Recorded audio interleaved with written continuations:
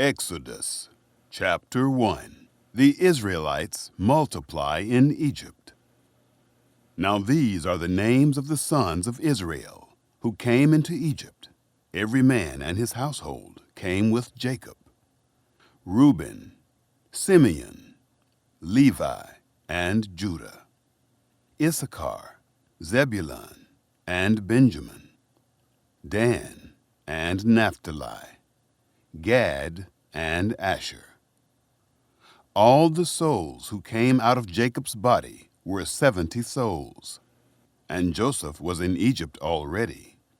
Joseph died, as did all his brothers, and all that generation. The children of Israel were fruitful, and increased abundantly, and multiplied, and grew exceedingly mighty, and the land was filled with them. Oppression by a new Pharaoh. Now there arose a new king over Egypt, who didn't know Joseph. He said to his people, "Behold, the people of the children of Israel are more and mightier than we. Come, let us deal wisely with them, lest they multiply, and it happen that, when any war breaks out, they also join themselves to our enemies, and fight against us, and escape out of the land." Therefore they set taskmasters over them, to afflict them with their burdens. They built storage cities for Pharaoh, Pithom and Ramses. But the more they afflicted them, the more they multiplied, and the more they spread out. They were grieved because of the children of Israel. The Egyptians ruthlessly made the children of Israel serve, and they made their lives bitter with hard service, in mortar and in brick, and in all kinds of service in the field, all their service in which they ruthlessly made them serve. Pharaoh orders male children killed. The king of Egypt spoke to the Hebrew midwives, of whom the name of the one was Shiphrah, and the name of the other Puah. And he said, "When you perform the duty of a midwife to the Hebrew women, and see them on the birth stool, if it is a son, then you shall kill him. But if it is a daughter, then she shall live."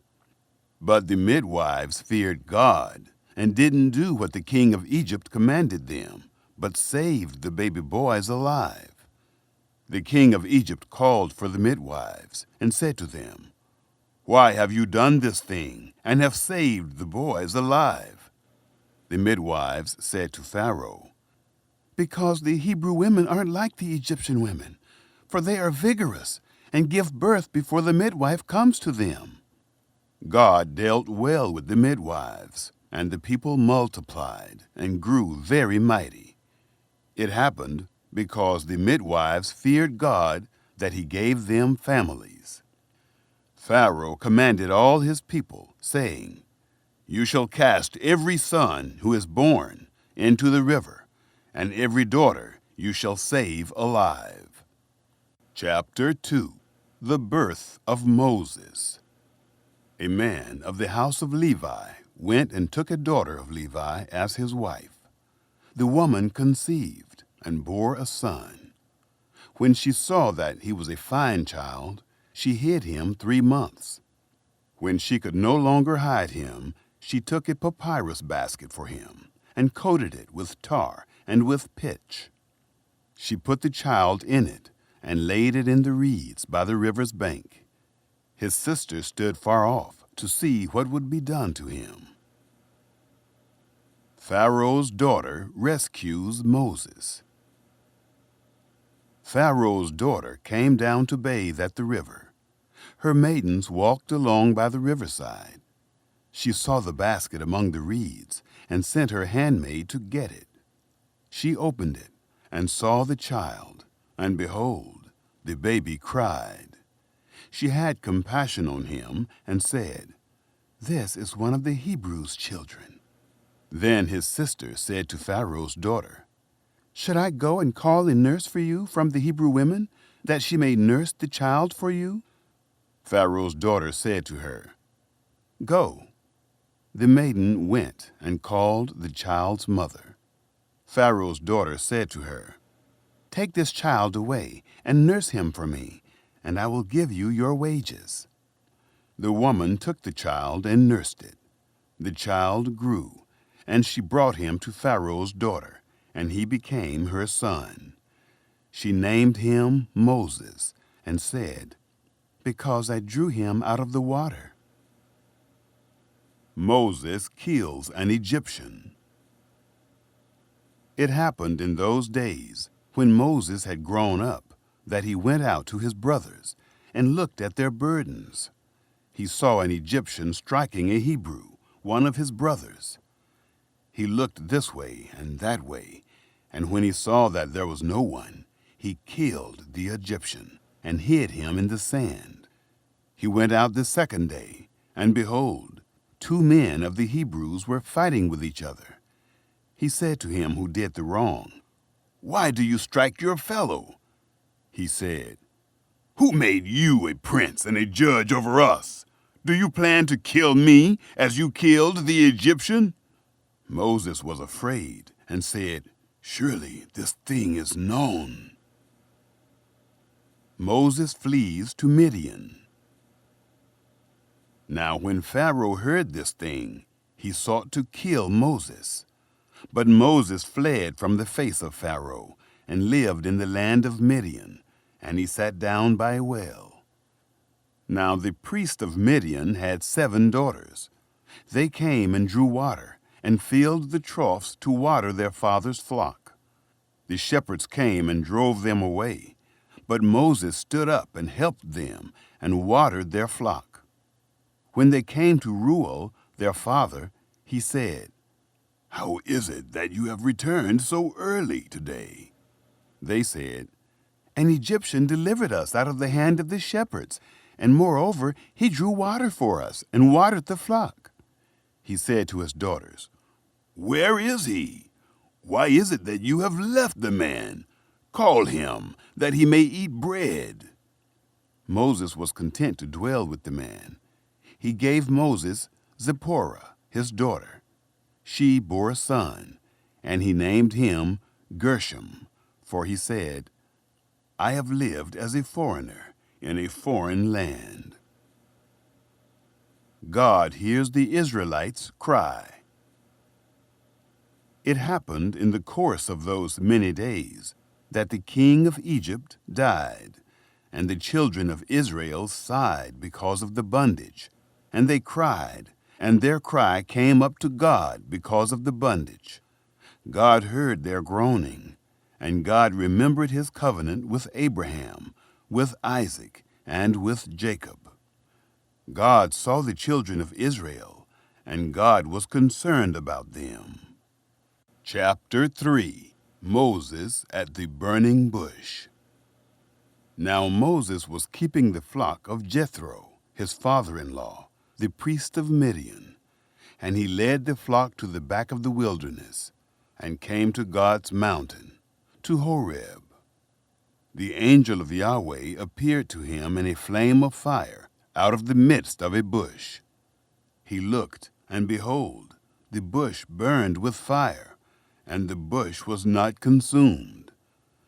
Moses said, "I will turn aside now and see this great sight, why the bush is not burnt."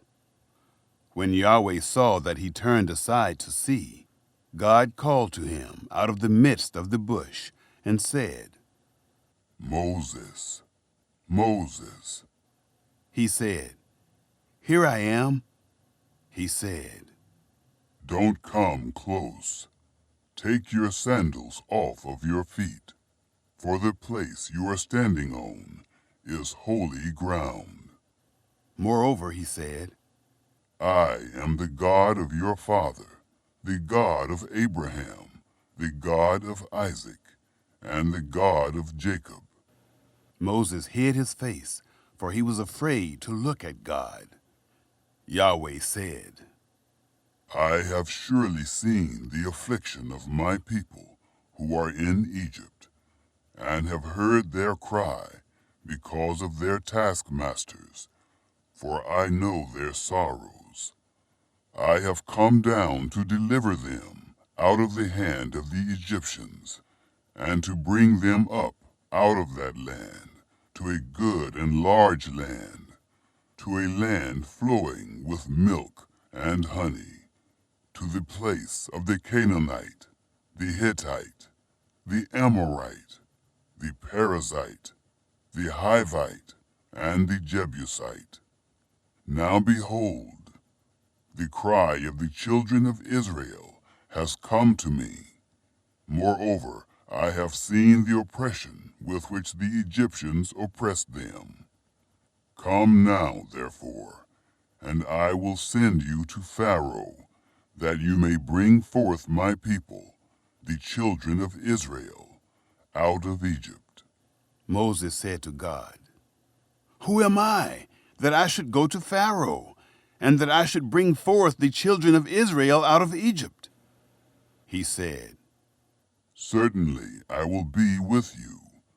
This will be the token to you, that I have sent you. When you have brought forth the people out of Egypt, you shall serve God on this mountain. Moses said to God, "Behold, when I come to the children of Israel and tell them, 'The God of your fathers has sent me to you,' and they ask me, 'What is his name?' what should I tell them?" God said to Moses, I am who I am. and he said, You shall tell the children of Israel this: I am has sent me to you. God said moreover to Moses, You shall tell the children of Israel this: Yahweh, the God of your fathers, the God of Abraham, the God of Isaac, and the God of Jacob, has sent me to you. This is my name forever, and this is my memorial to all generations. Go and gather the elders of Israel together, and tell them, Yahweh, the God of your fathers, the God of Abraham, of Isaac, and of Jacob, has appeared to me, saying, I have surely visited you, and seen that which is done to you in Egypt.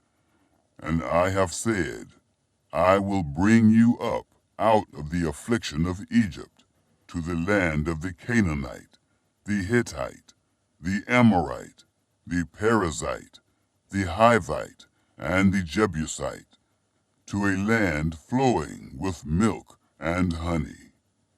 They will listen to your voice, and you shall come, you and the elders of Israel, to the king of Egypt, and you shall tell him, Yahweh, the God of the Hebrews, has met with us. Now, please let us go 3 days' journey into the wilderness, that we may sacrifice to Yahweh, our God. I know that the king of Egypt won't give you permission to go. No, not by a mighty hand. I will put forth my hand and strike Egypt with all my wonders, which I will do in its midst. And after that, he will let you go. I will give this people favor in the sight of the Egyptians, and it will happen that when you go, you shall not go empty-handed, but every woman shall ask of her neighbor, and of her who visits her house, jewels of silver, jewels of gold, and clothing, and you shall put them on your sons and on your daughters. You shall plunder the Egyptians. Chapter 4. Moses' Staff. Moses answered, "But behold, they will not believe me, nor listen to my voice. For they will say, 'Yahweh has not appeared to you.'" Yahweh said to him, What is that in your hand? he said, "A rod." He said. Throw it on the ground. He threw it on the ground, and it became a snake, and Moses ran away from it. Yahweh said to Moses, Put forth your hand and take it by the tail. He put forth his hand and laid hold of it, and it became a rod in his hand. That they may believe that Yahweh, the God of their fathers, the God of Abraham, the God of Isaac, and the God of Jacob, has appeared to you. Moses' hand.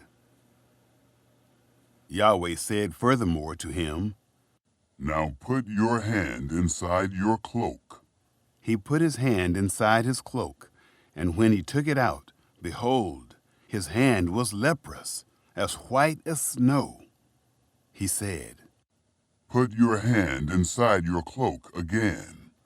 He put his hand inside his cloak again, and when he took it out of his cloak, behold, it had turned again as his other flesh.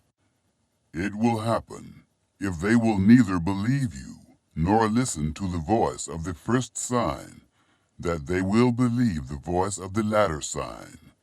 It will happen, if they will not believe even these two signs, neither listen to your voice, that you shall take of the water of the river, and pour it on the dry land.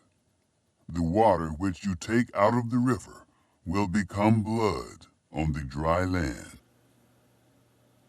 The appointment of Aaron.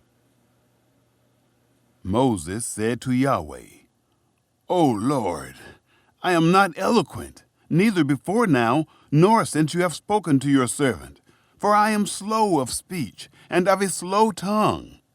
Yahweh said to him, Who made man's mouth?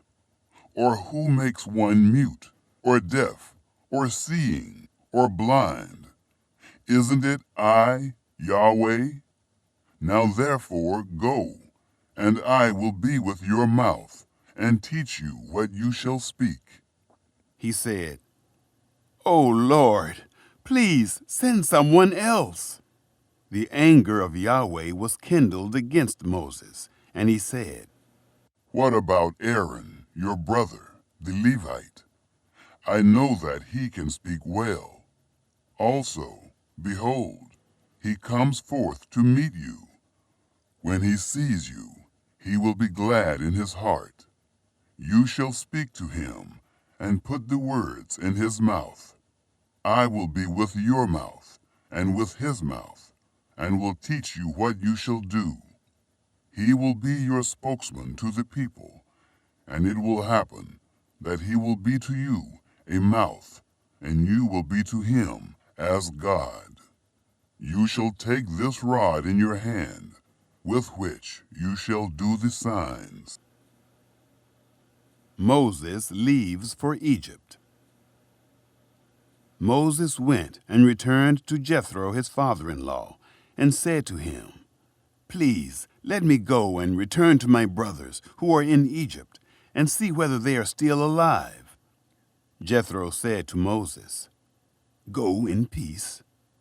Yahweh said to Moses in Midian, Go, return into Egypt, for all the men who sought your life are dead. Moses took his wife and his sons, and set them on a donkey, and he returned to the land of Egypt. Moses took God's rod in his hand. Yahweh said to Moses, When you go back into Egypt, see that you do before Pharaoh all the wonders which I have put in your hand. But I will harden his heart, and he will not let the people go. You shall tell Pharaoh, Thus says Yahweh, Israel is my son, my firstborn, and I have said to you, Let my son go, that he may serve me. And you have refused to let him go. Behold, I will kill your son, your firstborn. It happened on the way at a lodging place that Yahweh met Moses and wanted to kill him. Then Zipporah took a flint and cut off the foreskin of her son and cast it at his feet. And she said, Surely you are a bridegroom of blood to me. So he let him alone. Then she said, "You are a bridegroom of blood because of the circumcision." The people believed Moses and Aaron. Yahweh said to Aaron, Go into the wilderness to meet Moses.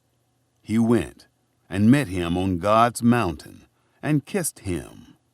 Moses told Aaron all the words of Yahweh with which he had sent him, and all the signs with which he had instructed him. Moses and Aaron went and gathered together all the elders of the children of Israel. Aaron spoke all the words which Yahweh had spoken to Moses, and did the signs in the sight of the people. The people believed, and when they heard that Yahweh had visited the children of Israel, and that he had seen their affliction, then they bowed their heads and worshipped. Chapter 5. Pharaoh's first refusal. Afterward, Moses and Aaron came and said to Pharaoh, "This is what Yahweh, the God of Israel, says.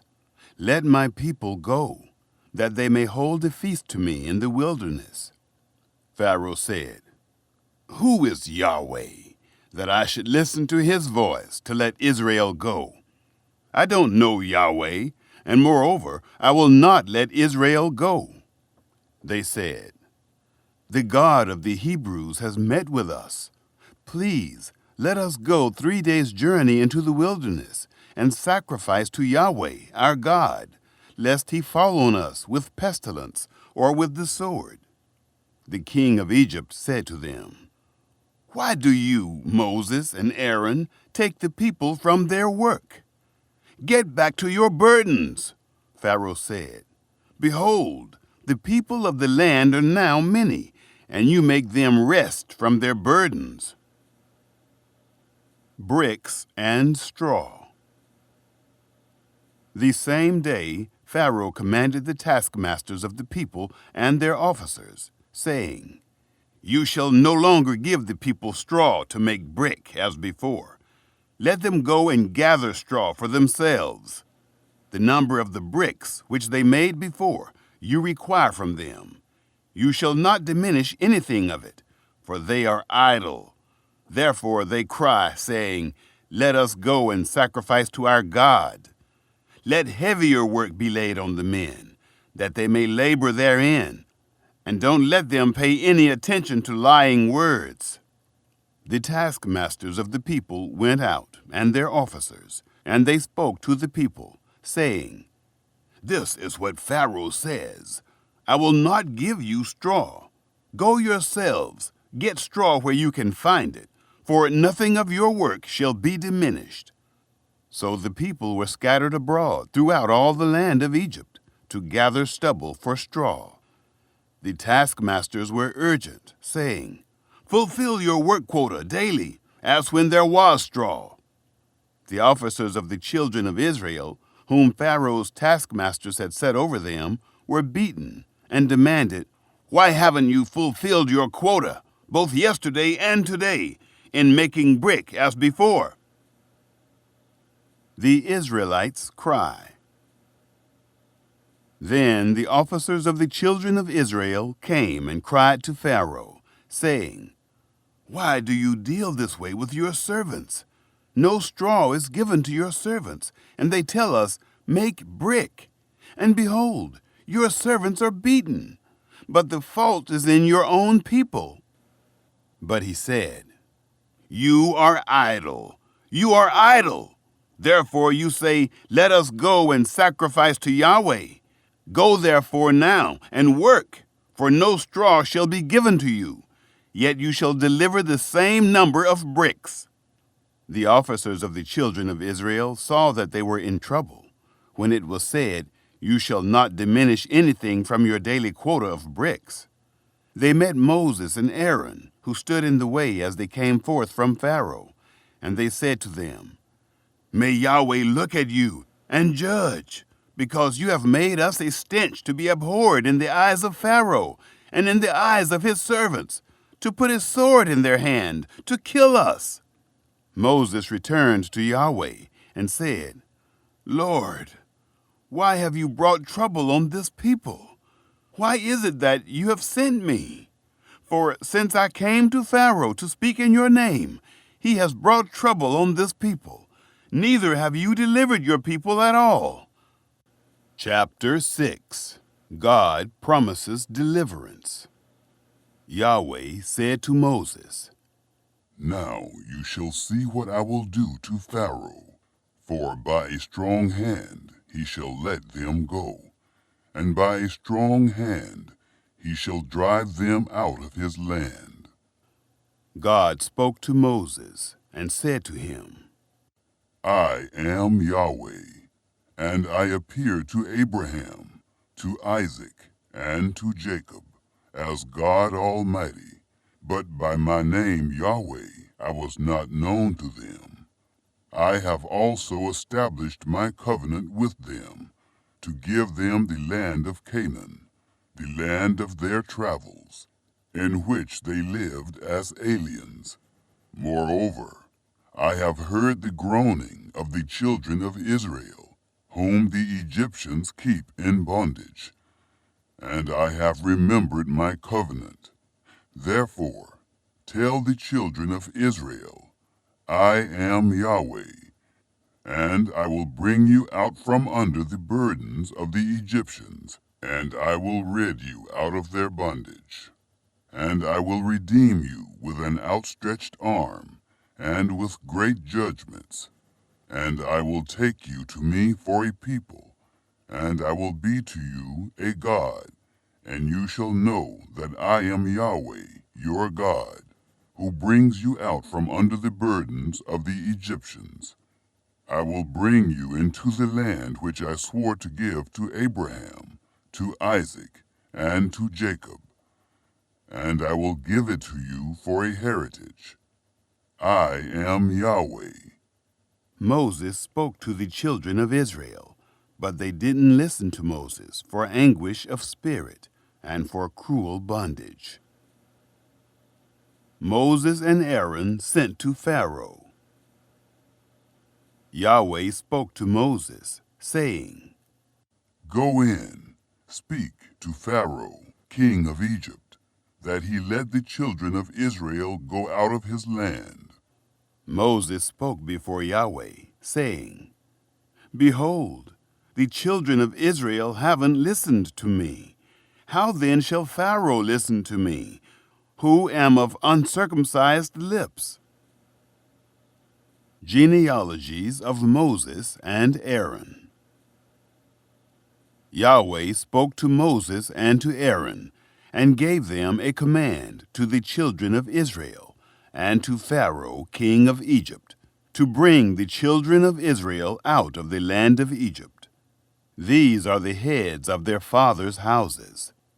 The sons of Reuben, the firstborn of Israel, Hanok and Palu, Hezron and Carmi. These are the families of Reuben.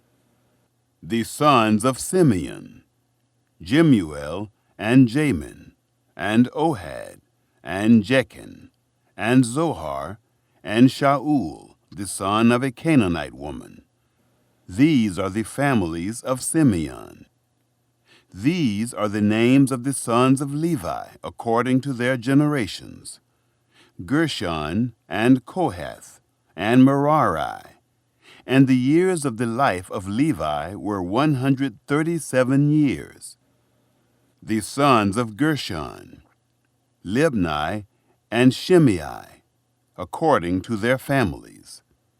The sons of Kohath, Amram, and Izhar, and Hebron, and Uzziel.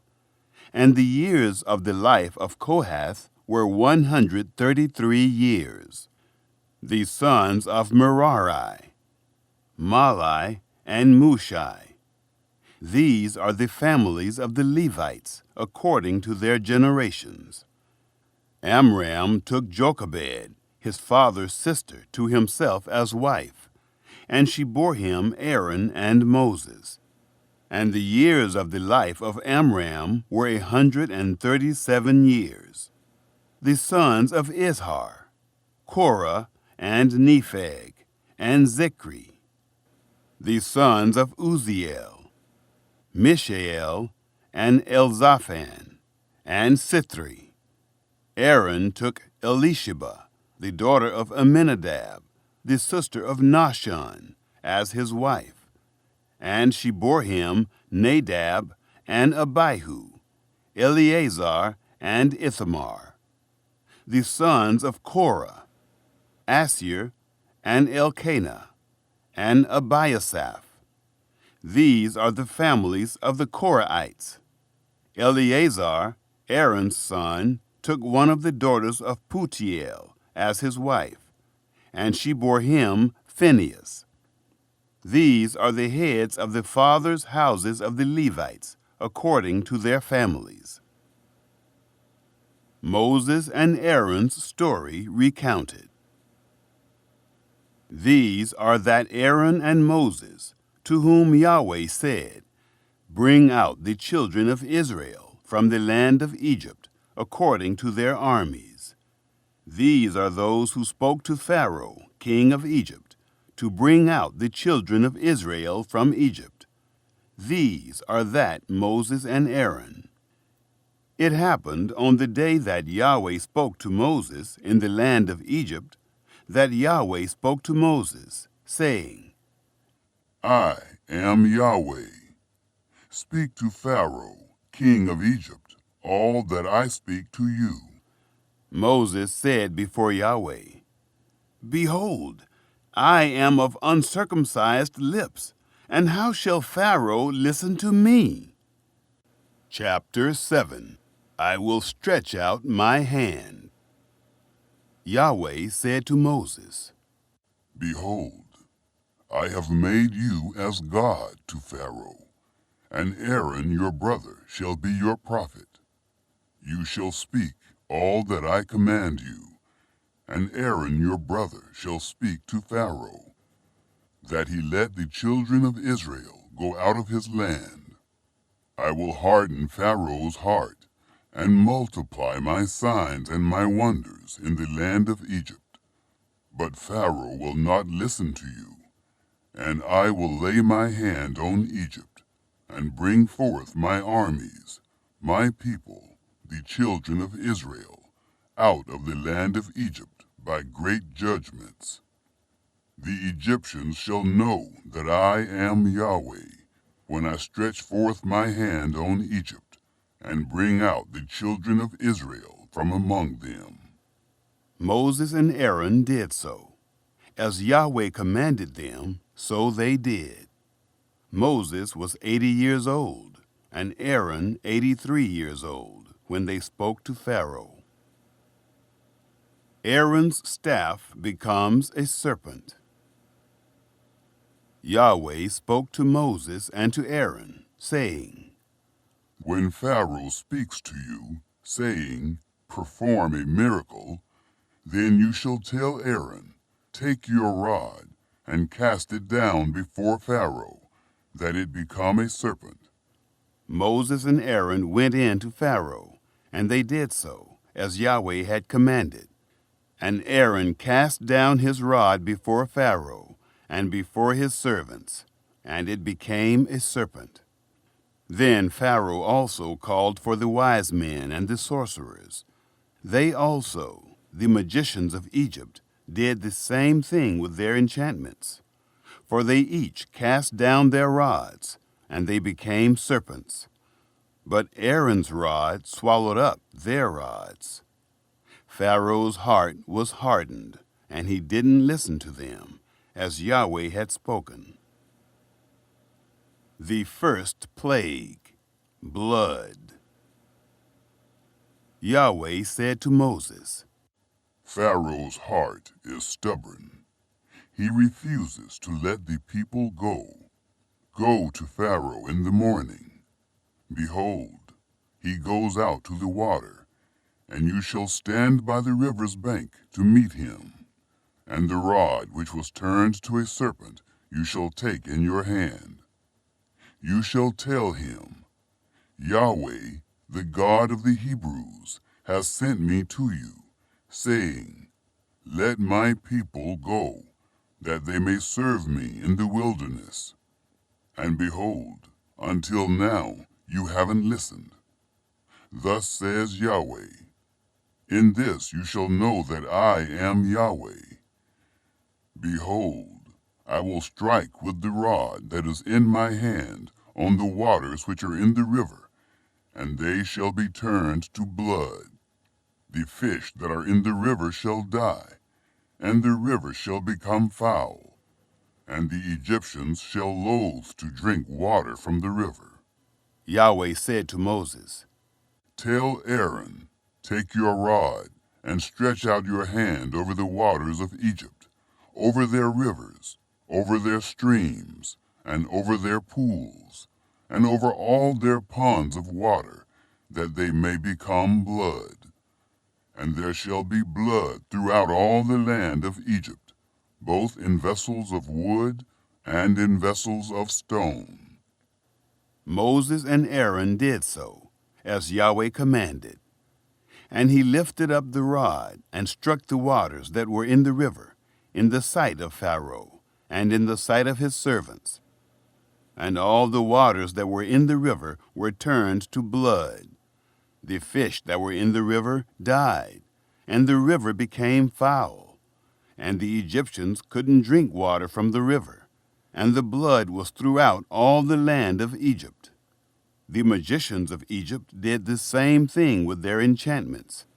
And Pharaoh's heart was hardened, and he didn't listen to them, as Yahweh had spoken. Pharaoh turned and went into his house.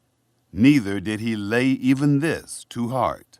All the Egyptians dug around the river for water to drink, for they couldn't drink of the water of the river. 7 days were fulfilled after Yahweh had struck the river.